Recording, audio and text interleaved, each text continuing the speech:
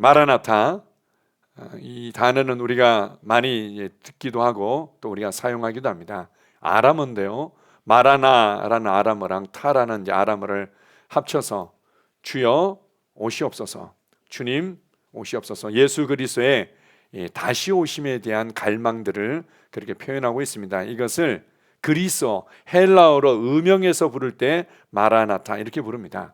뭐 예를 들어서 구약에 하나님의 불려지는 이름 가운데 하나가 여호와인데요, 히브리어로 야훼라고 하는데 이것을 영어식 발음으로 그냥 그대로 가져와서 여호와라고 이제 부르는 것처럼 마라나타는 이제 아람어인데 이것을 이제 그리스어식으로 헬라식으로 이제 부르는 단어라고 합니다. 주 예수여, 주여 오시옵소서. 초대교회 성도들의 이 전파했던, 그들이 외쳤던 아주 중요한 복음 두 가지가 있다면 예수 그리스도께서 부활하셨습니다. 그래서 그가 우리의 주와 그리스도가 되셨습니다. 그 부분과 동시에 이제는 예수 그리스도께서 다시 오실 것입니다. 다시 오셔서 모든 것을 회복하시고 이 땅에 하나님의 왕국을 세우실 것입니다. 이제 그것을 선포했던 것입니다. 사도 바울도 나의 복음에는 하면서 예수 그리스도의 다시 오심과 그리고는 심판에 관해서 계속해서 가르쳐주고 있습니다. 서신서들과 신약 성경에 아주 곳곳에 예수 그리스도 본인도 증거해 주셨고 사도들도 계속해서 우리에게 계시로 가르쳐줬던 중요한 복음이 있다면 예수 그리스도께서 다시 오신다는 것입니다. 어떤 사람들은 예수님께서 다시 오신다는 것에 대해서요, 언제요? 100년이 지났는데요, 1000년이 지났는데요, 이제 2000년이 지났네요, 이렇게 얘기하는데 무엇보다도 이 예수 그리스도의 다시 오심에 대한 하나님의 계획과 하나님의 마음을 이렇게 설명해 주고 있습니다. 베드로후서 3장 9절을 같이 한번 읽어보겠습니다. 주의 약속은 어떤 이들이 더디다고 생각하는 것 같이 더딘 것이 아니라 오직 주께서는 너희를 대하여 오래 참으사 아무도 멸망하지 아니하고 다 회개하기에 이르기를 원하시느니라. 주님은 한 사람도 멸망하지 않고 그리고 할 수만 있다면 모든 사람들이 구원받고 하나님의 자녀로 거듭나기를 너무 원하시죠. 그래서 오래 참고 기다리고 오래 참고 기다린다. 우리의 이제 시간적인 개념에는 몇백 년이다, 몇천 년이다 이렇게 얘기를 하는데 시간과 공간을 창조하신 하나님의 눈에는 이 앞뒤 문맥을 보게 되면 이런 말씀이 있습니다. 그분께는 1000년이 하루 같고 하루가 1000년 같다. 어떤 의미에서 우리에게는 굉장히 길고 굉장히 복잡한 과정과 시간인 것 같지만 그분께는 아주 짧은 시간일 수 있고 그분께는 시간이 크게 의미가 없는 거죠. 여기서 보여주는 것은 주님은 정말 한 사람이라도 하나님의 사랑을 더 알길 원하고 예수 그리스도를 통해서 우리에게 주신 이 구원의 은혜를 알길 원하고 하나님의 계획과 부르심을 알길 원한다. 그 하나님의 계획과 부르심의 가장 중요한 그 초점은 사람을 하나님의 자녀로 얻기 위해서 예정하시고 창조하신 거죠. 그것을 위해서 주님께서 오래 참고 그리고 교회를 통해서 성도들을 통해서 이 화목케 하는 복음이, 이 생명의 복음이, 이 은혜와 구원의 복음이 계속해서 전파되기를 주님은 원하고 계십니다. 주님께서 임하실 때 어떤 그런 모습들이 있을 건가? 성경은 그것에 관해서도 잘 말씀해 주고 있죠. 우리가 이제 말세다 말세, 그걸 어른들 나이 드신 분들이 하는 얘기가 아니라 요즘 애들도 그런 얘기하죠. 애들도 말세다 말세 이렇게 얘기를 하는데 이 말세의 끝을 우리가 살아가고 있는데 이때는 대체 어떤 시대고 대체 왜 주님께서는 왜 오셔야만 하는가? 근데 이런 부분들을 이렇게도 말씀하고 있습니다. 마태복음 24장 37절에 39절 같이 읽겠습니다. 노아의 때와 같이 인자의 임함도 그러하리라. 홍수전에 노아가 방주에 들어가던 날까지 사람들이 먹고 마시고 장가들고 시집가고 있으면서 홍수가 나서 그들을 다 멸하기까지 깨닫지 못하였으니 인자의 임함도 이와 같으리라.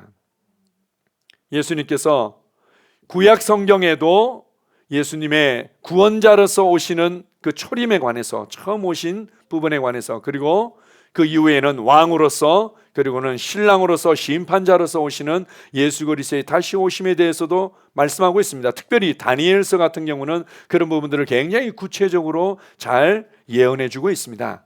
뿐만 아니라 구약 성경 곳곳에서 메시아, 그 하나님의 기름 부음 받은 자, 그분께서 우리를 구속하기 위해서 오시고, 두 번째는 왕과 심판자와 왕으로 신랑으로서 이제 오신다는 부분들을 이제 그림자와 모형으로서 보여주시고, 신약 성경에는 그것을 밝히 보여주셨죠.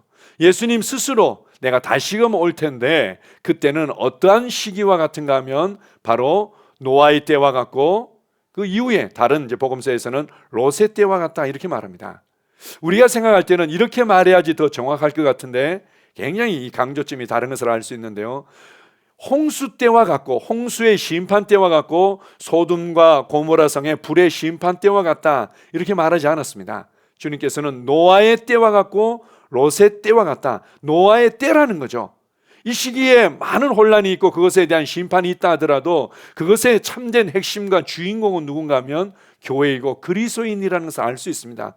그래서 노아의 때, 노아를 통해서 하나님께서 어떻게 그들을 구원하기를 원하셨고 그들을 어떻게 또한 행하셨는지에 대해서 노아를 중심으로 그것이 이루어지죠. 롯을 중심으로 소돔과 고모라의 심판이 설명되어지는 부분들을 알 수 있습니다. 어쨌든 그때는 어떤 시기였나?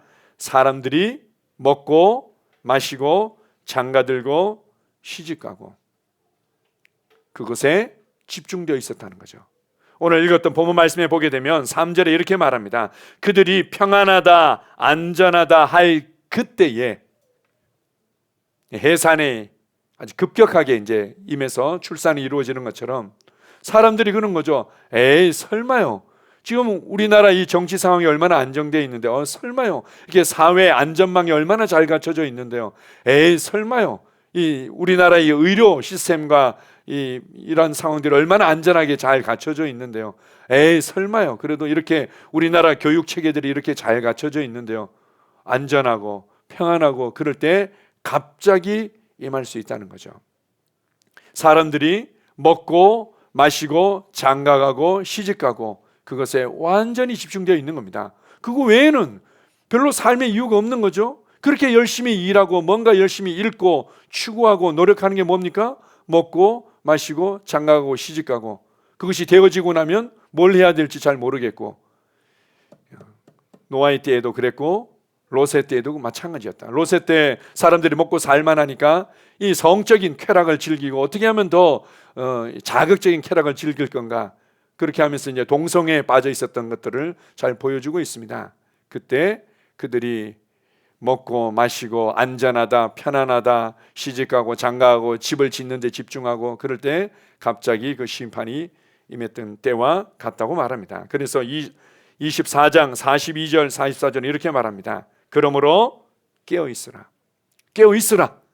지금 이 어떤 시대를 우리가 통과하고 있는지 주님의 다시 오심이 어떻게 우리 가운데 준비되어지고 성취되고 있는지 깨어있으라. 그리고 44절은 너희도 준비하고 있으라 이렇게 말합니다. 너희도 준비하고 있으라. 우리 열 처녀의 비유의 말씀을 통해서 주님께서 우리에게 말씀하지 않습니까? 그냥 등불을 준비하는 것뿐만 아니라 기름을 가득 채우고 기다리고 있었던 거죠. 그러다가 갑자기 이 밤중이나 새벽에 신랑이 온다, 신랑이 온다 이렇게 외치면서 신랑이 드디어 이제 오게 되죠. 제가 이제 주중에 우리 그 한 성도님 저한테 이제 질문하는 게 있어가지고 같이 이제 얘기할 기회가 있었는데요. 어떤 분은 이제 그렇게 얘기를 하더라고. 저는 이런 얘기를 들으면 너무 이렇게 막 긴장되고 좀 불안해지기도 하고 이 상황을 제가 어떻게 해야 될지 잘 모르겠다고 이런 얘기를 하더라고요. 예, 그러고 보니까 저도 중학교 3학년 때 제가 이제 들었던 기억이 납니다. 중학교 3학년 때요. 저희가 이제 신앙생활할 때 그 당시에 이 종말에 관한 종말적인 메시지가 많이 있었습니다. 그리고 그런 영화들도 이제 많이 나오고. 근데 한 번은 제가 제가 이제 제가 어떤 임원이었었는데 그때 우리 부장 집사님께서 이제 식사하는 과정에 그런 얘기를 해주더라고요. 666 시스템이 다 완성이 돼서 그 당시니까 벌써 한 30년 정도 가까이 된 것 같아요. 그 당시에도 벌써 666 시스템이 다 됐고, 그 이제 짐승의 표고, 그것이 이제 언제든지 여건만 조성되어지면 사람들에게 맞히게 될 테고, 그러면은 이제 그것이 없이는 매매도 못하고 기독교인들에 대한 대대적인 핍박이 있게 될 것이고, 그래서 이제는 예수님의 이제 진짜 마지막 때가 가까웠다, 뭐 이런 얘기를 해주시는 거예요. 그때 제가 그 얘기를 듣는데 너무 막 불안해가지고는 당장에 막 예수님 오실 것 같고 나 어떻게 해야 되지 이러면서 제가 너무 이렇게 긴장이 되고 이래가지고 식사를 제대로 못하고 덜덜덜덜 이렇게 속으로 이렇게 떨리면서 했던 기억이 납니다. 그 이후에도 가끔 여름 같은 데 보면 그냥 화창한 듯 하다가 조금 있다가 그냥 흐려지면서 깜깜해지고 막 폭우가 쏟아지고 이러지 않습니까? 혹시 예수님 오신 거 아닌가? 내가 이거 보고 있다면 난 혹시 휴거 안 된 거 아닌가? 막 이런 불안감 때문에 제가 한 번은 중학교 2학년 때였나 3학년 때였나 그때 한 번은 엄마요. 우리 어머니는 신앙생활 잘한다는 건 이제 내가 잘 아니까 우리 어머니는 휴거됐는데 나만 남아 있는 거 아닌가 이렇게 제가 불안해했던 기억이 납니다. 우리가 성경에서 우리 읽었던 본문 말씀 앞절에 보게 되면 휴거라는 단어가 정확하게 나오지는 않지만 휴거에 관한 사건들이 나옵니다. 우리가 이제 말씀을 통해서 이해하고 있는 예수 그리스도의 다시 오심의 과정 중에 하나가 뭔가 하면 그분께서 왕으로 그리고 단 심판자로 오심과 동시에 신부인 교회를 맞이할 신랑으로서 오시기 때문에 그분이 이제 공중에 다시금 오실 때 신실하게 주님을 사랑하고 믿었던 그리스도인들이 들려 올라가게 됩니다. 영광스러운 몸, 부활의 몸으로 예수님과 같은 몸으로 변화되어져서 공중으로 들려 올라가게 되는 거죠. 부활에 관한 것들을 우리가 공부하고 배웠다면 잘 아실 겁니다. 그때 낚아채어 올려지다, 급속하게 올라가다, 이렇게 해서 끌려 올려지다, 이것을 이제 한자로 휴거라고 얘기를 합니다. 이때 이제 그들이 올려져서 그곳에서 혼인 잔치가 이루어지는데 그 기간이 약 7년이고 이 땅에서는 이제 믿는 자들이 성령님이 믿는 자들 안에 함께 거하셨고 믿는 자들이 들려 올라가면서 이 세상에 이제 참된 빛들이 없어지면서 적그리스도의 세상이 되는 거죠. 그래서 이제 대환란과 아주 큰 어려움을 겪게 되고 이제 마지막 그 발악을 온 땅이 온 세상들이 경험하고 난 이후에 예수님께서 이제는 이 땅에 이제 왕으로 심판자로 임하셔서 이 땅을 이제 심판하시고 다스리게 되는 거죠. 이제 이 부분 우리가 이제 이런 부분들에 대해서 예전에 이제 다큐멘터리가 아주 좋은 다큐멘터리가 나와서 본 적이 있는데 정확한 제목이 제가 기억이 안 나는데요. 그 갈릴리 호수 부근의 갈릴리 지방의 혼인 잔치에 보게 되면 아버지가 그냥 결혼 날짜를 정합니다. 그런데 아무도 알려주지 않다가 갑자기 그냥 아버지가 봤을 때 여러 가지 이제 결혼해서 독립할 수 있는 여건이 충분히 다 이제 되어지면 특별히 그 중에 하나가 자기 아버지가 사는 집 바로 안쪽이든 뭐 근처든 이렇게 집이 완성되어지고 이제 모든 이제 혼인 잔치를 할 수 있는 준비가 되어지면 그날 당일에 갑자기 뭐 몇 시간 앞두거나 바로 직전에 신랑한테 알려줍니다. 신랑한테 그때까지는 신부도 늘 대기하고 언제 올지 모르니까 대기하고 있다가 신랑한테 아버지가 얘기하자 오늘이다 가자 이러면은 이제 신랑 가족들과 함께 신부를 데리러 갑니다. 그러면은 신랑이 온다, 신랑이 온다, 신랑이 온다 이렇게 이제 외치면서 동네를 한 바퀴 돌고는 신부 집으로 들어갑니다. 그때 이제 주민들도 깨어 있어야 돼요. 그때 언제인지 모릅니다. 실제로 갈릴리 그 지역에서 일어난 혼인 풍습인 거죠. 그 소리를 듣고는 벌떡 일어나 가지고는 같이 막 이렇게 기뻐하고 기대하면서 신부 집에 딱 들어가게 되면 문이 딱 닫히는 겁니다. 그 이후에 뭐 이렇게 화장실에 있었는데요, 애 챙기다 늦었는데요 해가지고 좀 열어주세요, 안 되는 거예요. 딱 닫히고 그 안에서 충분히 이제 보통 한 일주일 정도씩 혼인 잔치가 벌어졌다고 합니다. 그곳에서 이제 혼인 잔치를 그들은 나가지도 못하고 들어오지도 못합니다. 그게 이제 풍습이니까 하나의 문화니까 그냥 그렇게 알고 거기서 완전히 함께하며 한 공동체로서 한 기쁨을 누리다가 이제는 이제 신부와 함께 이제 신랑 집으로 가서 그곳에서 이제 행복한 결혼 생활, 가정 생활을 하게 되는 거죠. 마찬가지로 주님께서 신랑으로 오셔서 공중에서 7년 동안 혼인 잔치가 이루어지고 그리고는 이 땅에서는 환난과 고통이 있고 예수님께서 이제는 이 지상의 왕으로 심판자로 이제 임하시게 되는 것들이 성경에서 잘 보여주고 있습니다. 우리가 우리의 상식적인 논리로는 이렇게 돼야 되는 거 아니에요? 이게 맞은 거 아니에요? 뭐 그럴 수도 있겠지만 성경에서 보여주고 있는 또 말씀이고 예언이기 때문에 우리 있는 그대로 받아들이는 거죠. 자, 데살로니가 후서 2장 2절에서 3절 같이 한번 읽어보겠습니다. 영어로나 또는 말로나 또는 우리에게 받았다 하는 편지로나 주의 날이 이르렀다고 해서 쉽게 마음이 흔들리거나 두려워하거나 하지 말아야 한다는 것이라. 누가 어떻게 하여도 너희가 미혹되지 말라. 먼저 배교하는 일이 있고 저 불법의 사람 곧 멸망의 아들이 나타나기 전에는 그 날이 이르지 아니하리니. 그렇다고 해서 너무 마음이 흔들리고 요동하고 불안해할 이유는 없다. 왜냐하면 징조를 통해서 그리고 주님께서 다시 오시는 그 길이 준비되어지는 과정을 통해서 어느 정도 우리가 분별할 수 있기 때문이다. 그 중에 하나가 배교하는 일들이 계속해서 많아지고 있게 될 거라는 거죠. 배교한다는 것은 예수님을 믿었는데 이후에 모르겠어요, 안 느껴져요, 그리고 저는 더 이상 이런 식으로는 살기 싫어요 라고는 예수 그리스도의 구원의 은혜와 그리고 그리스도인의 삶의 방식을 완전히 저버리는 것을 얘기하죠. 우리의 믿는 바 믿음의 신앙과 고백을 완전히 거절하고 저버리는 것을 배교라고 하고 있습니다. 먼저 배교하는 일들이 교회 가운데서 많이 있을 거라는 거죠. 그리고 불법의 사람, 멸망의 아들이 나타나게 될 것이다. 이 한마디로 우리가 얘기하는 적그리스도라고 얘기하죠. 적그리스도가 나타나서 그리고는 이 세상을 완전히 감시와 통제와 그런 그의 원하는 뜻대로 이끌어갈 수 있는 준비가 되어질 것이다. 이렇게 말합니다.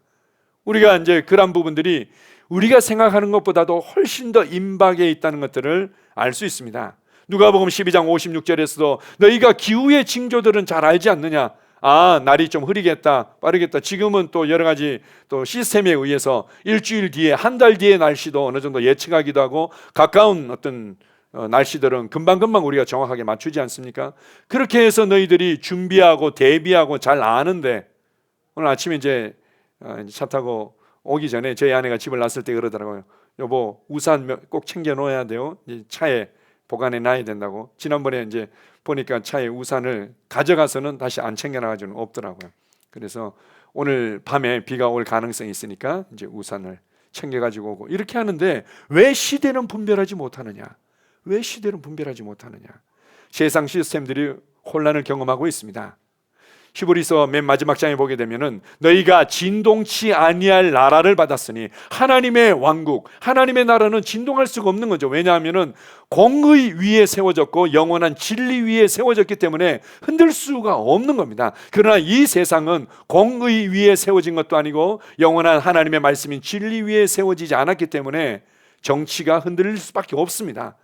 곳곳에서 흔들리고 그리고 경제 시스템이 흔들릴 수밖에 없고 교육 시스템이 흔들릴 수밖에 없고 이 땅에 있는 모든 시스템들이 다 흔들리며 난리와 난리의 소문들, 혼란과 혼란의 소문을 듣는 것은 당연한 것입니다. 그런데 지금은 그 강도와 그 영향력, 그 파급력이 우리가 생각하는 것보다 훨씬 더 강력합니다. 뿐만 아니라 성경에서 예언한 저 처처의 기근과 재난과 혼란의 소문을 듣게 될 거라고 그러는데 우리가 그것을 너무나 잘 듣고 있습니다. 주님께서 이 세상을 심판하시는 것 중에 아주 중요한 사인 중에 하나는 뭔가 하면 그러한 이제 세상의 타락 중에 하나가 무엇인가 하면 바로 생명을 건드리는 거죠. 하나님의 창조의 질서를 건드리고 인간의 존엄성을 건드리는 것들이 지금 당연한 듯 이루어지고 있습니다. 몇몇 재력가들이나 정치가들이나 이 탐욕스러운 사람들에 의해서 좀 더 생명을 연장하거나 영생하는 삶을 살고 싶어서 이루어지는 프로젝트 중에 하나가 인간 복제죠. 인간 복제 이루어져서 뭐 여러 가지 우리 공상, 과학, 영화 같은 거, 소설 같은 걸 통해서도 우리가 이제 접할 때가 있는데 이제 음모론이라고도 우리가 치부할 수 있겠지만 실제로 여기에 관여했던 사람이 자기가 이런 사건들이 완성되어졌다 발표했다가 문제가 돼가지고는 주소 담는 이런 사건들도 있었고 지금 복제 양, 복제 개, 복제가 다 이루어지지 않습니까? 사람도 이미 복제가 이루어졌다는 그렇게 해서 이제 그 장기를 사용하기도 하고 안 그러면 어떤 생명 연장을 위한 혈액이라든지 이렇게 사용하고 이제 이런 것들 때문에 이제 이루어지는 부분들이 있는 거죠. 제가 이제 돌리라고 얘기하나요? 제가 처음에 몰라가지고 둘리라고 그랬더니 이상하다, 많이 들어봤던 이름인데 아기 공룡 이름이었구나. 돌리라고 그랬던 모양입니다. 이 복제의 양 같은 경우, 이 복제의 양이 양으로서 정상적으로 만들어지는데 약 한 300마리가 기형이 나오고 이상한 놈들이 복제되어져 가지고는 아마 그 다음에 폐기 처분되거나 뭐 다른 용도로 썼겠죠. 복제되어지는 게 그렇게 쉬운 게 아니라는 거죠.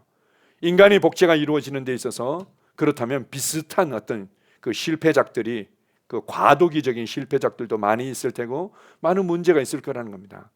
그리고는 또 만들어진 것 중에서 주로 이제 장기를 사용한다든지 이런 일들이 이제 벌어지고 있는데, 이건 하나님의 창조의 질서와 인간의 어떤 존엄성에 대해서 이런 식으로 접근하는 것 자체가 이제는 선을 넘기 시작했다는 것들이 이제 보여지고 있는 거죠.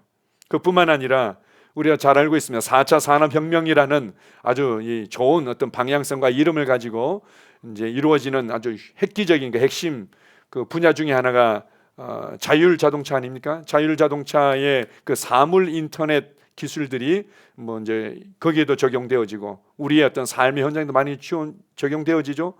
핸드폰에 그 앱 하나 가지고 우리 집에 있는 뭐 냉장고도 켰다 껐다, 뭐 불도 껐다 켰다, 뭐도 언제든지 다 할 수 있지 않습니까?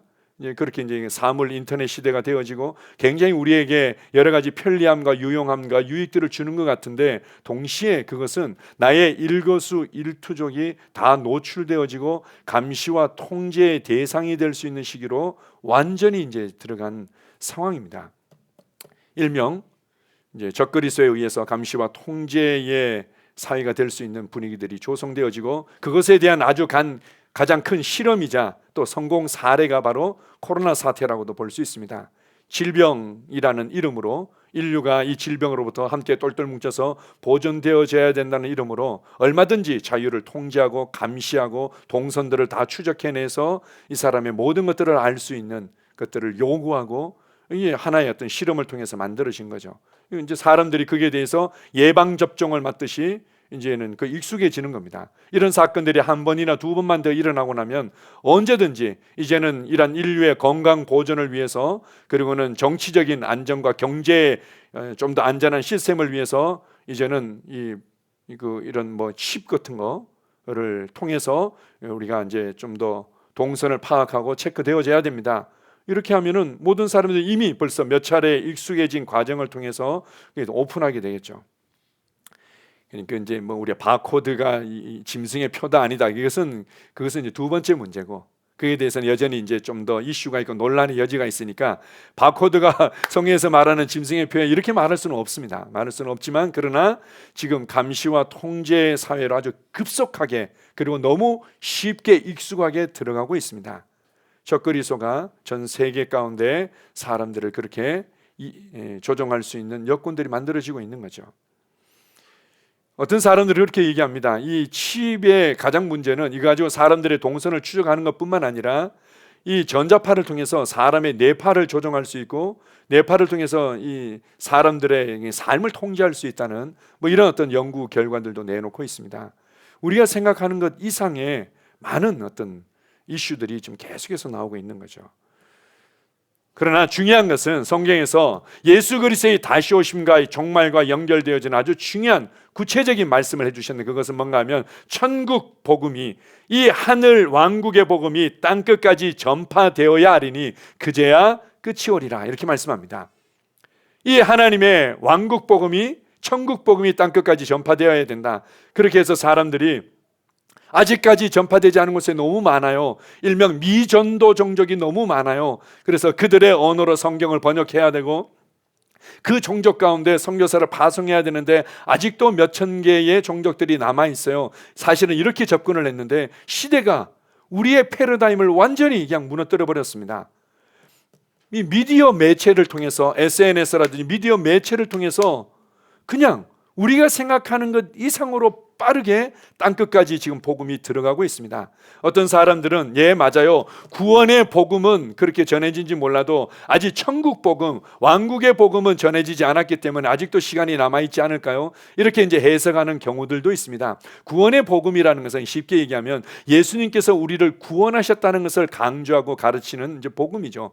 그러면 천국 복음, 하늘 왕국의 복음은 뭔데요? 그분이 바로 왕으로서 통치하고 계시고, 그리고 그분이 만왕의 왕으로서 이 땅에 다시금 오실 것이다. 그리고는 이 땅에 그분의 왕국을 세우고 천년왕국과 새하늘과 새 땅을 통해서 하나님 우리가 함께 왕으로서 다스리게 될 것이다. 이제 이 복음을, 이러한 내용들을 좀 더 강조하는 것을 천국 복음, 왕국의 복음 이렇게도 표현하기도 합니다. 어쨌든 이것이 땅끝까지 전파되어져야만 한다. 우리가 이제 많은 사람들이 예수님께서 우리를 구원하셨습니다. 구원받고 천국 갑니다. 구원받고 하나님의 자녀가 됩니다. 이런 것들에 대해서는 이제 어느 정도 익숙해져 있는데, 예수님께서 왕이시고 그분이 이 땅에 만왕의 왕으로 다시금 오실 것이다. 그리고 그분께서 이 땅을 왕으로서 우리와 함께 통치하며 다스리게 될 것이다. 그것이 어떠한 과정으로 일어날 것이다. 이러한 어떤 메시지, 이러한 복음들은 사실 모르는 사람들도 많이 있는 편이죠.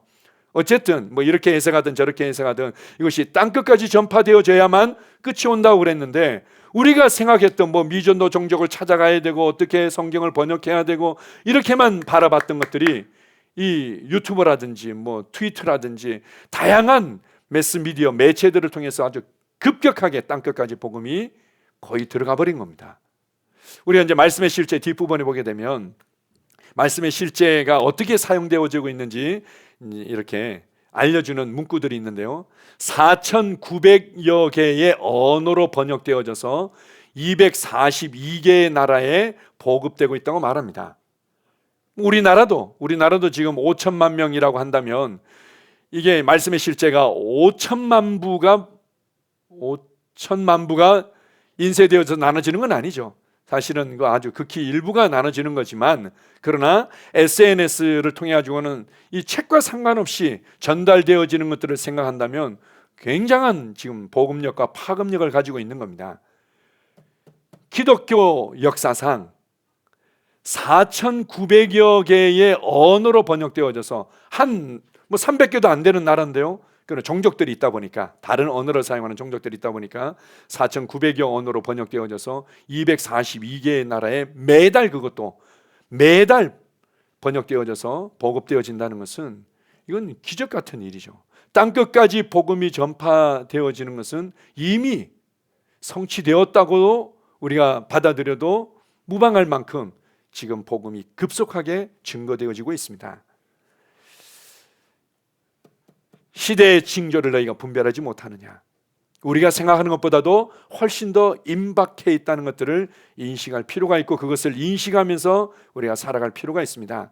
우리가 결국은 예수 그리스도의 다시 오심의 그 징조의 가장 중요한 축은 이스라엘과 교회인데, 이스라엘도 마찬가지입니다. 1948년도에 이스라엘이 독립되어지고 나서 그리고는 이스라엘이 계속해서 이 로마서에서도 이스라엘의 미래에 대해서 예언해 준 9장, 10장, 11장에서 잘 설명해 주고 있는데, 그러니까 이스라엘이 좀 회복되어져 가고 있습니다. 여기 보면 이스라엘의 회복과 알리야라고 표현했는데요, 에이 목사님, 엘리야가 오타가 났네요, 이렇게 생각할 수 있는데 엘리야가 아니라 알리야입니다. 알리야가 뭔가 하면 이스라엘 사람들이 고토로 자신의 본향으로 다시금 돌아오는 것을 알리야라고 얘기합니다. 그것은 구약 성경의 예언을 통해서도 내가 너희를 사방에 전 세계 곳곳에 비방거리와 그리고는 포로로 흩어지게 되었지만 내가 다시금 너희들을 이스라엘로 돌아오게 할 것이다 라는 것에 대한 예언의 약속이 지금 급격하게 성취되고 있는 것을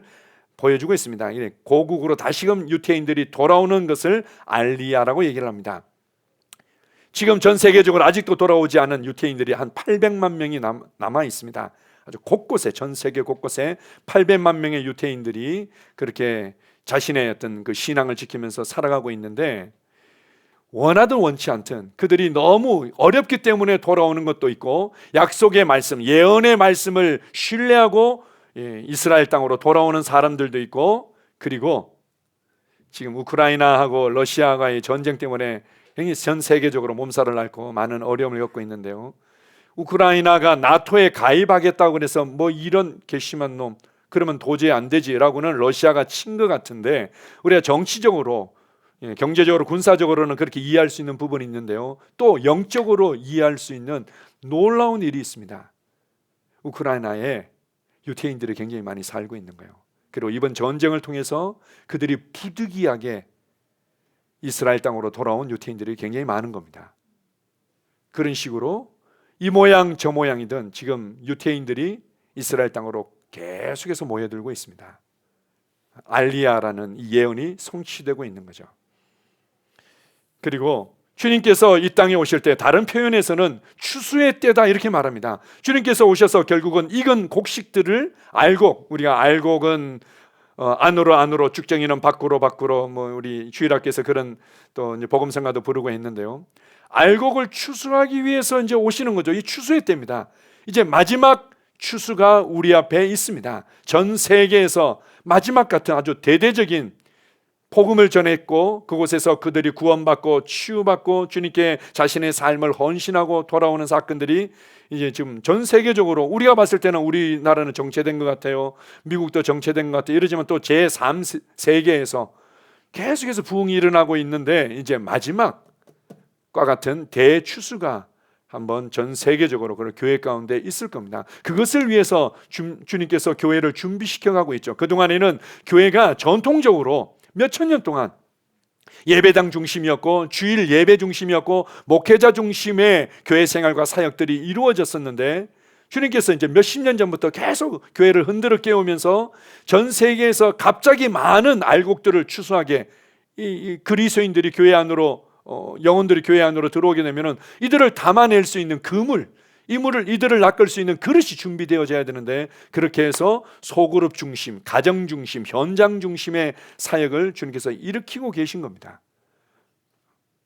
가정 안에서 소그룹으로 모이고, 이것도 좀 더 이것이 효과적이지 않고 더 기동성 있기 위해서는 때로는 T4T라든지 LTG라든지 이런 어떤 소그룹 사역, 2명, 3명이 모여서 어떻게 효과적으로 서로 성장하고 이 복음을 가져갈 건가에 대해서 하나님께서 교회를 흔들어 깨우시면서 추수를 위한 그물을 준비해 오셨습니다. 지금 전 세계에서 셀 모르는 교회들은 없습니다. 소그룹 사역에 대해서 인식하고 강조하고자 하지 않는 교회들은 없습니다. 그런 T4T, 뭐 LTG, 가정 모임, 뭐 이런 어떤 이런 것들에 대해서 관심을 가지지 않는 교회와 사역자들은 거의 없습니다.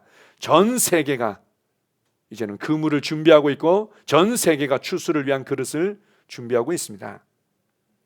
그렇게 해서 교회가 거룩하고 정결한 신부로 단장되어져 가고 있는 거죠. 거기에 핍박과 어려움도 한편으로는 사용되어지는 측면들이 있습니다.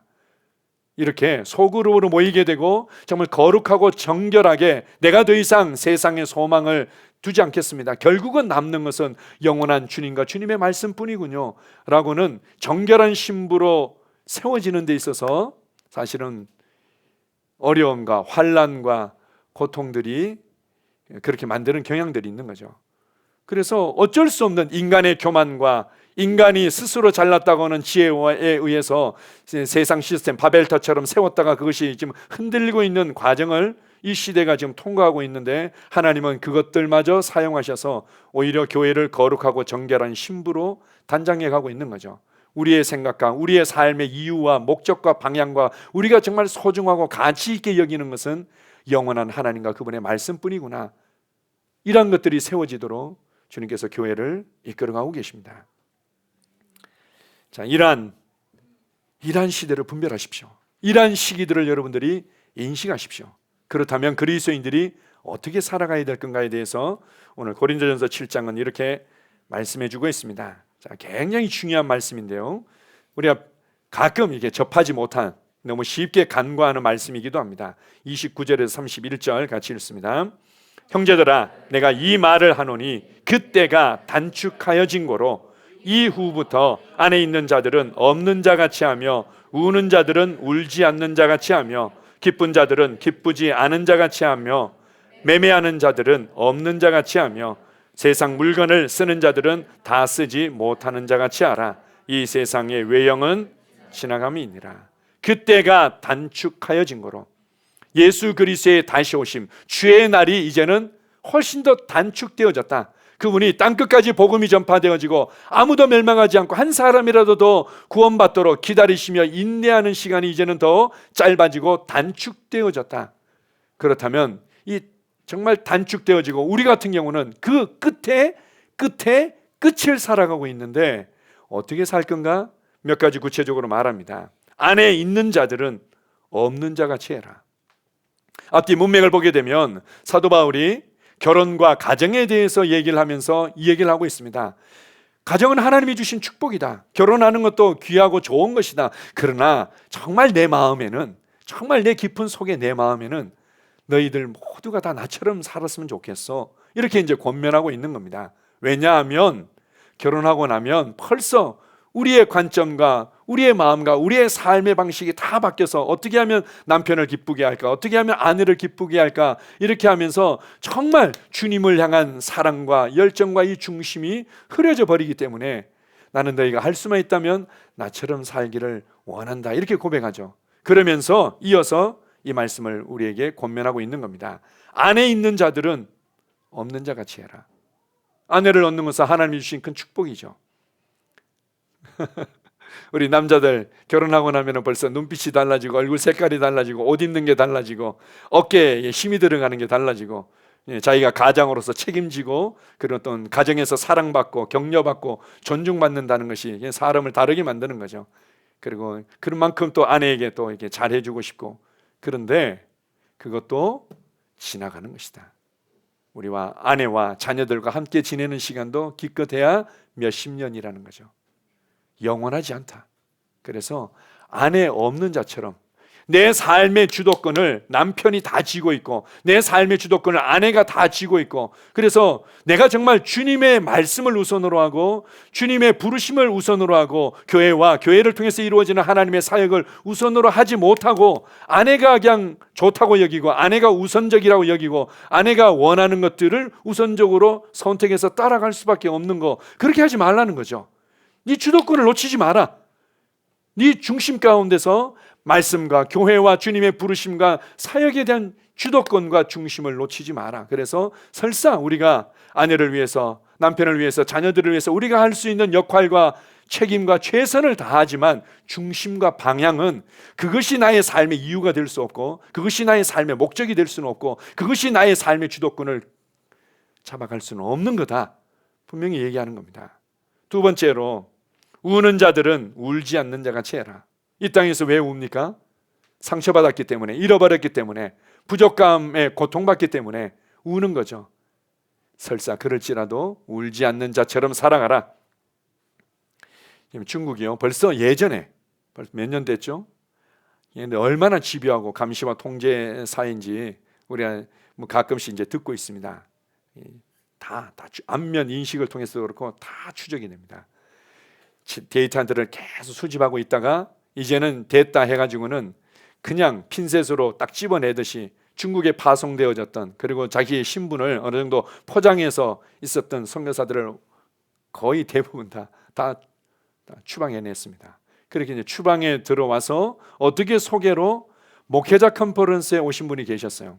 근데 자기가 들어봤을 때는 이 예수 선교 사관학교에서 이제 가르치고 또 들어본 메시지가 뭔가 잘 이해도 안 되고 자기가 기존에 알았던 거랑 잘 안 맞는 것도 있고 헷갈리는 거죠. 그래서 이제 답답한 마음이 있었는데 놀랍게도 그를 향한 주님의 계획과 또 주님의 인도하심이 있었겠죠. 점심 때, 그때는 이제 예배당에서 우리 도시락을 제공해 주셔가지고는 식사를 하는데 제 앞에 앉으셨던 거예요. 제 앞에 앉으셔가지고는 제가 이제 이렇게 그분의 어떤 궁금증이나 좀 혼란스러워하는 부분들을 좀 이렇게 풀어드렸습니다. 그리고 예수 선교 사관학교에서 새롭게 한번 겸손하게 한번 배워보시죠라고 권면해드렸더니 이분이 또 마음문을 열고 제가 그것을 딱 잡으시더라고요. 그래서 예수 선교 사관학교도 하시고 나서 얼마나 급격하게 변화가 일어나고 또 그곳에서 또 새롭게 교회가 개척되고 사역을 하는데 50대였는데요. 이분이 이제 50대 중후반 정도 되셨는데요. 갑자기 돌아가신 겁니다. 갑자기 돌아가셨는데 그 충격은 이루 말할 수가 없는 거죠. 특별히 우리 아내 선교사님에게는 너무 충격이 컸을 텐데, 제 기억으로는 한 2주 지났나 한 보름 정도 지나서 컨퍼런스가 있었습니다. 장례식이 끝나고 난 이후에 거기서 그분을 뵌 거예요. 저는 전혀 예상도 못했어요. 어떻게 2주, 3주 같이 안 지났던 걸로 기억하는데 여기서 이렇게 뵐 줄을 기대도 못했던 거죠. 제가 오히려 너무 좀 눈치가 보이고 죄송해가지고 제가 여쭤볼 수가 없는 거예요. 잘 지내시죠? 이러고는 그냥 인사만 드리고는 말았는데, 그리고 한 달 뒤에 목회자 컨퍼런스에 또 오신 거예요. 그때는 이제 저희 아내가 이제 뵐 기회가 있어가지고는 어떠셨냐고 좀 뭐 이렇게 이제 좀 위로도 해드리고 격려도 이렇게 해드리는데, 그분이 이런 얘기를 하시는 거죠. 저희 남편은요, 질병 때문에 아파서 돌아가신 것이 아니라 사명을 다해서 주님께 가신 거예요. 저는 그렇게 생각하고 그렇게 붙잡고 있어요. 뭔가 질병 때문에 돌아가서 이 땅에서 누릴 수 있는 것들을 충분히 누리지도 못하고 뭐도 해야 되고 아니 남편이 갔기 때문에 나와 우리 가족들은 어떻게 생활하는 말인가, 거기에 집중한 것이 아니라 그냥 새롭게 해석하고 그냥 울 수 있는 그 상황에서 울지 않는 자처럼의 그리스도인의 삶의 방식을 그냥 취한 거죠. 우리 남편은 이 땅에서의 부르심과 사명을 충분히 최선을 다해서 했기 때문에 이제는 안식하는 아버지의 품으로 안긴 거예요. 이렇게 얘기를 하더라고요. 우리의 삶에 상처가 되고 그런 우리에게 고통으로 다가오고 그런 화나고 문제될 수 있는 것들 많이 있죠. 내가 펑펑 울고 소리치고 싶은 일들이 많이 있을 수 있지만 잠깐이다. 이 세상의 모든 외형들은 지나갑니다. 고린도후서 4장 18절에 이렇게 얘기합니다. 보이는 것은 잠깐이요 보이지 않는 것만이 영원하다. 여러분에게 영원한 것이 무엇입니까? 영원한 것이 무엇입니까? 그래서 그것을 알기에 울지 않는 자처럼 사는 거죠. 세 번째는 이렇게 얘기합니다. 기쁜 자들은 기쁘지 않은 자처럼 해라. 얼마나 기쁩니까?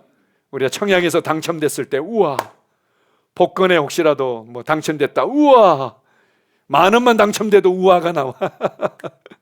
1억 뭐 10억 당첨됐다고 했을 때 얼마나 기쁩니까? 애가 100점만 맞아와도 막 기쁘죠. 애가 100점만 맞아도 나중에 알고 봤더니 매일 보는 쪽지 시험이었어. 그래도 기뻐. 우와, 우리 애가 100점 맞았어요. 이 땅에서 우리에게 기쁨을 줄 수 있는 것들이 많이 있지만 그것에 그냥 집중해서 그 기쁨을 유지하거나 그 기쁨을 더 크게 하기 위해서 애쓸 필요는 없다. 기쁘지 않은 자처럼 살아가라. 내가 더 소유했기 때문에, 더 많이 뭔가 이루어졌기 때문에, 내가 승진했기 때문에, 그건 하나님이 주신 축복이죠. 기쁨이지만 성경 뭐라고 얘기합니까? 그때가 단축되어진 거로 기쁘지 않은 자처럼 살아가라. 이것이 내게는 큰 의미가 없습니다. 나는 정말 이 마지막 때에 주님께서 세상을 향해서, 인류를 향해서, 교회를 향해서 가지고 계신 그 계획과 부르심이 이루어지는 일에 내가 이렇게 함께 동역자로 부르심받은, 특별히 선택받은 마지막 세대, 영광의 세대입니다. 이 세대로 부르심받았기에 나는 그것을 위해 살아가는 것을 더 큰 기쁨으로 취합니다. 이렇게 살아가라는 거죠. 계속해서 우리 매매하는 자들은 없는 자같이 하며 세상 물건을 쓰는 자들은 다 쓰지 못하는 자같이 해라. 이 세상의 외형은 지나갑니다. 제가 이제 우리 청년들 보면 제가 가끔 안타까울 때가 있습니다. 뭐 저희 교회 청년들이야 뭐 그렇지는 않지만 가끔 주변에서 얘기 듣는 거 보면 교회 청년들도 그 친구들 밖에서 일어나는 사건들의 영향을 받다 보니까 꼭 이렇게 해야 되나라고 싶은 이제 청년들의 모습도 이제 보이는데요. 얘네들은 꼭 100일 되면 무조건 뭔가 이벤트를 해서 챙겨줘야 돼. 안 그러면 나랑 계속 사귈 의지가 없는 거야. 내게 관심이 없는 녀석이지. 그러면 또 200일 되면 또 200일 뭐 챙겨줘야 돼. 그래서 뭐 100단위로 나가는가? 100단위 뭐 좋다. 그런데 또 뭐 빼빼로데이가 있어. 또 뭐 발렌타인데이, 화이트데이, 요즘은 또 뭐 또 3월 3일 삼겹살데이 해서 삼겹살도 먹어야 돼. 뭐 그리고 또 무슨 데이 뭐 육개장도 먹어야 돼. 뭐 연애하면서 육개장 먹으러 가고 삼겹살 먹으러 가고 다 챙겨주고 또 무슨 생일 챙겨줘야 되죠. 나중에는 또 걔 또 멍멍이 또 챙겨줘야 될지 모르겠네. 그래가지고 다 챙겨주고 그렇게 하자면은 나를 존중하지 않거나 뭐 이렇게 나와 사귈 의지가 없는 것처럼 여기고, 이유가 뭡니까? 다들 내 친구들도 그렇게 했는데 누구도 그렇게 했는데, 그 보다 보니까 이제 교회 청년들도 그렇게 안 해주면은 연애를 잘 못하는 애처럼 여겨지는 거죠. 뭐 하는 겁니까? 아니 뭐 세상 사람들이야 소망이 없으니까 그냥 그게 유일한 낙이라고 그러니까 그냥 그렇게 살아갈 수 있다도 칩시다. 근데 교회 안에 있는 그리스도인들이 이렇게 말합니다. 매매하는 자들은 없는 자같이 해라. 재미있죠? 짧게는 한 6개월, 길게는 뭐 잡아도 한 1년. 6개월 전이나 1년 전에요. 젊은 부부들이나 나이 든 부부들 많이 거의 매일 싸우다시피 했다는 얘기를 제가 들었습니다. 왜요? 내가 그때 대출 받아서라도 그냥 만땅 대출 받아서라도 연끌해서라도 집 사자고 그랬는데 왜 집을 안 산다고 고집해가지고 이 고생을 하냐고. 우리 이제 이사 갈 데도 없고 이제는 전세집도 구하기 어렵고 이래서 거의 뭐 매일 싸우다시피 했는데 이제 뭐 짧으면 6개월 길면 1년이 지났는데 이제는 왜 연끌해가지고는 이렇게 고생이냐고 하면서 이제는 집 산 것 때문에 싸운다고 그래요. 젊은 사람들이. 참, 어떤 분이 그런 책을 썼더구만요. 참을 수 없는 존재의 가벼움. 뭐 그런 책을 썼더구만요. 참 이렇게 우리가 그리스도인의 삶의 방식을 제대로 이해하고 취하기만 한다면 삶이 쉬워지는 거죠. 물론 그 사람들이 그걸 다이나믹한 삶이라고 한다면 할 말은 없지만 삶이 쉬워지는 거죠. 이 세상의 외형은 지나가게 되어 있습니다. 다른 사람들, 저도 이제 저희 아내랑 또 이제 뭐 여름 휴가도 가고 또 때로는 그 여행을 가기도 합니다. 우리가 이 땅에서 누릴 수 있는 것들 하지만 그러나 다른 사람들이 이것을 샀기 때문에, 다른 사람들이 이렇게 쉬기 때문에, 다른 사람들이 여기에 갔기 때문에 나도 가봐야 되고 나도 먹어야 되고 나도 입어봐야 되고 나도 누려봐야 됩니다. 이건 정말 미련하고 어리석은 것이죠. 여러분들이 왜 안식합니까? 주님 때문에. 여러분들이 왜 이것을 삽니까? 주님 때문에. 그리고 이것을 나의 계획과 부르심 안에서 좀 더 효과적으로 하는데 조금이라도 도움이 된다면 이러한 관점에서 우리가 접할 필요가 있는 거죠. 자, 누가복음 21장 34절을 같이 읽습니다. 자, 시작. 너희는 스스로 조심하라. 그렇지 않으면 방탕함과 술 취함과 생활의 염려로 마음이 둔하여지고 뜻밖의 그날이 덫과 같이 너희에게 임하리라. 그렇지 않으면, 우리가 이렇게 깨어있지 않고 조심하지 않고 준비하고 있지 않으면 방탕함과 술 취함, 저는 뭐 술 취하지 않으니까 상관없네요. 저는 방탕한 것하고는 상관없는데요. 그럴지라도 세상의 염려로 말미암아 중요한 것은 마음이 둔해진다는 거예요. 마음이 둔해진다. 무엇이 중요한지, 무엇이 나의 삶의 이유인지, 그리고 이 시대가 지금 어떻게 지금 가고 있고 주님의 다시 오심이 얼마만큼 임박해 왔는지 그냥 무덤덤해지는 거죠. 무덤덤해지고 그냥 무감각해지는 겁니다. 마음이 둔하여지고 그리고는 그날이 덫과 같이 임한다. 설마 이렇게 편안한데, 설마 이렇게 안전한데, 그럼 뭐 소문이 좀 들리는 거는 같은데요. 누구 얘기하는 겁니까? 그 중에 하나가 우크라이나 국민들이었겠죠. 소문이 들리기는 하는데요. 그래도 설마 하는 순간 어느 순간 그냥 전쟁이 터지면서 그들이 큰 어려움을 겪었듯이 우리가 마음이 둔하여지면 제가 봤을 땐 그래도 몇 년 안에는 안 오시겠죠. 그래도 제가 이것도 하고 저것도 하고 또 뭐 교회를 봐도 뭐 다들 다 편안하게 지내는데 그래도 뭐 1년 2년 안에는 안 오시겠죠. 모르는 거죠. 그러나 시대는 점점 더 임박했음을 우리에게 가르쳐주고 교회를 흔들어 깨우고 있고 성도 한 사람 한 사람을 주님은 깨우고 싶어 하십니다. 누가복음 14장 18절에 20절에 보게 되면은 왕이 잔치에 초대를 했습니다. 그런데 제가 예전에 좋아했고 잘 불렀던 그 복음성가 중에 그 찬양 있죠? 죄송해요 죄송해요 정말 잔치에 갈 수 없어 소도 사야 하고 장가 가야 하고 논과 밭에 나가서 할 일은 많아 내 어이하리 죄송해요. 아니 소를 사서 키우는 거 너무 중요합니다. 필요하죠. 장가가고 그리고 가정을 이루고 자녀를 또 얻고 너무나 소중하고 하나님이 축복한 거고 왕이 봤을 때 왕국에 필요한 일들입니다. 그리고 그가 밭을 사고 논을 사고 그것을 또 경작을 하고 그것을 통해서 소출을 얻어내고 이것은 왕국에도 정말 필요한 일들입니다. 그런데 왕이 초청한 거예요. 그리고 이날 와서 즐기자. 왕이 초청했는데 아니요. 소 사야 되고요. 장가 가야 되고요. 밭도 샀고요. 이거 시험해야 되고요. 뭐 해야 되고요. 죄송합니다. 성경의 표현으로 청컨대 나를 양해하도록 하라 하고 이제 그 메신저들한테 얘기하는 거죠. 미안해요. 죄송해요. 여차합니다. 우리 마음이 둔하여지면 무엇이 가장 중요한지, 무엇에 나의 마음과 중심을 두어야만 하는지, 무엇이 나의 삶의 목적이며 이유인지를 놓쳐버린다는 거죠. 고린도전서 15장 58절을 같이 읽습니다. 자, 시작. 그러므로 내 사랑하는 형제들아, 견실하며 흔들리지 말고 항상 주의 일에 더욱 힘쓰는 자들이 되라. 이는 너희 수고가 주 안에서 헛되지 않을 줄 알미라. 고린도전서 15장은 부활장입니다. 부활이 언제 이루어진다고 했습니까? 믿는 자들의 부활은 예수 그리스도께서 다시 오실 때, 그때 휴거와 함께 그리스도인들의 부활이 이루어집니다. 이때 물론 미리 이제 잠잔 자들은, 죽은 자들은 그 무덤으로부터 일어나게 되는 거지만, 살아있는 자들은 휴거와 함께 부활이 이루어지는 거죠. 어쨌든 이 부활에 관해서 아주 구체적으로 세세하게 이 사건과 영적인 원리들을 말해주고 난 이후에 맨 마지막에 우리가 항상 듣는 말씀입니다. 견실하며 흔들리지 말고 항상 주의 일에 더욱 힘쓰는 자들이 되라. 주의 일이 무엇입니까?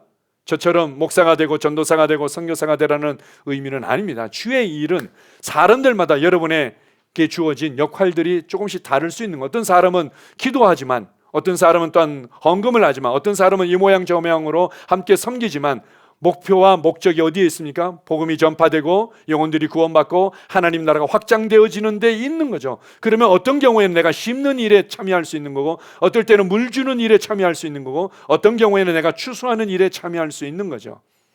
그것을 고린도전서 3장 8절 9절 이렇게 말합니다. 같이 읽습니다.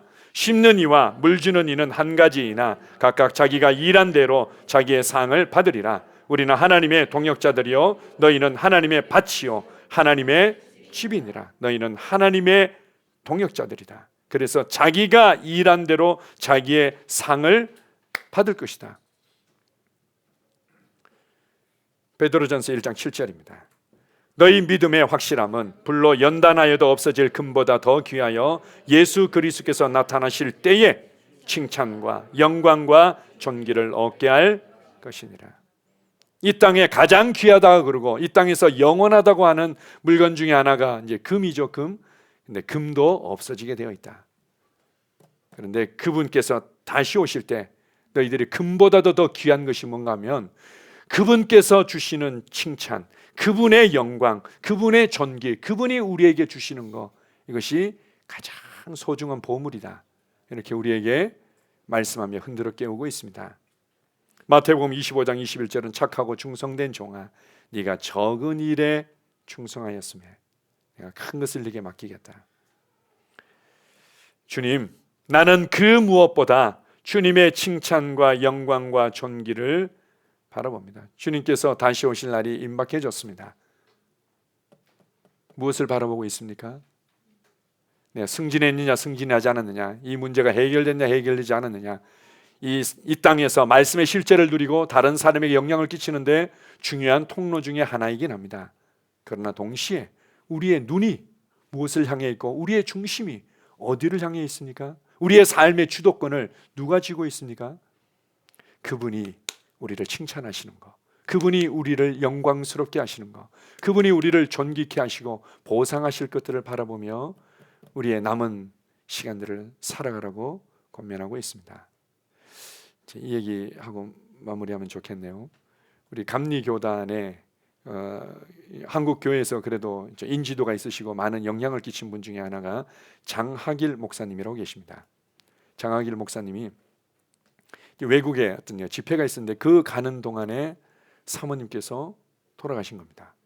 사모님께서 돌아가셨는데 뭐 어떤 연유였는지 그 산소호흡기를 빼지 않았다고. 그래도 목사님께서 오시면은 목사님 손으로 산소호흡기를 떼도록 해야지, 이렇게 해가지고 임종 예배까지 드렸답니다. 아마 그래도 뭐 숨은 있으셨는지 병원에서는 이제 돌아가신 것과 같이 이렇게 아마 취급이 됐던 모양입니다.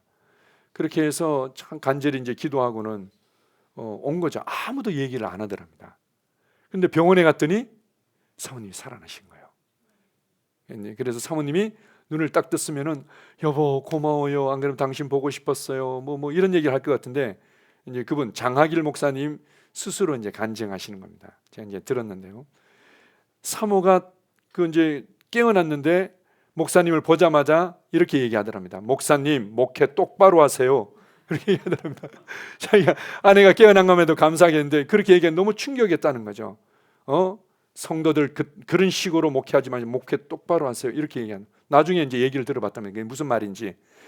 자기가 이제 사경을 헤매거나 안 그러면 죽음 직전이었을 때 이제 몸에서 이렇게 벗어나서 자기가 막 소리쳐도 사람들이 듣지를 못하고 이제 산소호흡기는 목사님이 오시면 떼도록 합시다. 이런 얘기를 자기가 다 들었답니다. 그리고는 그 순간에 아마 천국의 일부도 경험하고 지옥을 경험했던 모양이죠. 지옥에 가서 지옥의 상황들을 경험하는데 그 중에 얼마 전에 돌아가셨던 자기 권사님을 본 거예요. 그때 그 사모님이 받았던 충격은 이루 말할 수가 없는 겁니다. 그러면서 이제 자기를 인도했던 분이 어떤 경우에는 먼저 지옥 경험할 때 예수님이 직접 이렇게 옆에서 얘기하면서 인도 받았다는 사람도 있는데 이분은 이제 천사가 인도했던 모양입니다. 이제 천사가 저는 교회 생활은 꾸준히 성실하게 했는데 예수님은 믿지 않은 자다. 이렇게 얘기를 해주더랍니다. 예수님을 구원자로 주님으로 믿는다는 게 이제 뭔지 모르고 그냥 종교 생활하듯이 이제 했던 모양입니다. 그러면서 사모님이 얼마나 큰 충격을 받았는지 눈 뜨자마자 살아나자마자 목사님 목회 똑바로 하십시오. 그렇게 해서 이제 목사님께서 성도들을 정말 이 진리로 기초부터 탄탄히 다지는 부분들을 하고 그리고는 정말 성도들이 말씀으로 세워지고 삶이 세워지도록 하는 부분에 있어서 소그룹 사역이 너무 중요하구나. 그리고 이분이 이제 감리교단이다 보니까 감리교에서의 소그룹 사역에 가장 이제 중요하고 효과적이었던 부분들이 바로 요한 웨슬레 목사님을 통해서 이루어진 밴드라는 게 있었습니다. 뭐 다른 이름으로 부르기도 하는데 이제 그걸 한국말로 가져왔다 이제 한국식으로 사용한 게 속회라고 감리교에서는 얘기를 하죠. 그래서 이제 밴드 사역을 시작하게 한 겁니다. 소그룹으로 어떻게 밴드 사역이 효과적으로 이루어져서 성도들 한 사람 한 사람을 이 신앙의 기초부터 제대로 세우고 삶이 되어지도록 도와줄 건가. 그렇게 열정적으로 사역을 했던 제가 간증을 제가 들었습니다. 저에게도 그런 마음이 듭니다. 어떤 면에서는 주님의 재림이 임박했습니다. 우리가 생각하는 것보다 훨씬 더 임박했습니다. 정신을 차리고 우리의 삶을 가지지 않은 자같이 하며 이용하지 못하는 자같이 살아가야만 합니다. 이것이 딱딱한 고기처럼 다가올 수도 있지만 전 주님 앞에 섰을 때 그리고 여러분과 함께 또 얼굴을 이후에 주님 앞에서 뵐 날이 있을 때 목사님 말씀을 이렇게 열심히 가르친다고 그러면서 왜 이런 말씀을 안 가르쳐 주셨어요?